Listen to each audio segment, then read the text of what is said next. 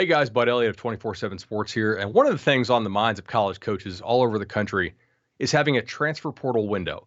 As one coach put it to me, I had to come off the recruiting trail to go back to campus to recruit a player on my own roster from going to another school.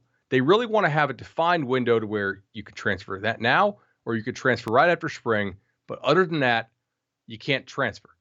And of course, the transfer portal has really changed how the sport of college ball works. Some teams are now taking half their recruiting class as transfers as opposed to high school players, which is fine. And certainly, I think it's great that we have player mobility.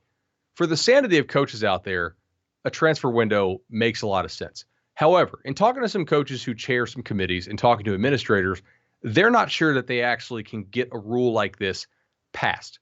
Why? Because it could be seen as a bit of a non-compete clause or a limit on player movement.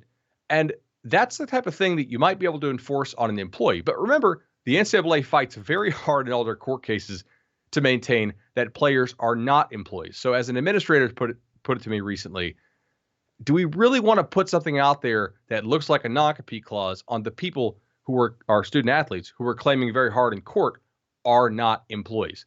We'll have to see how this works. One thing they might be able to get pushed through, however, is signing something similar to a letter of intent. So we don't have situations where a player enrolls in a school and then is able to actually change his transfer commitment to another school right before the deadline. Coaches do want some kind of certainty. That might be a decent middle ground.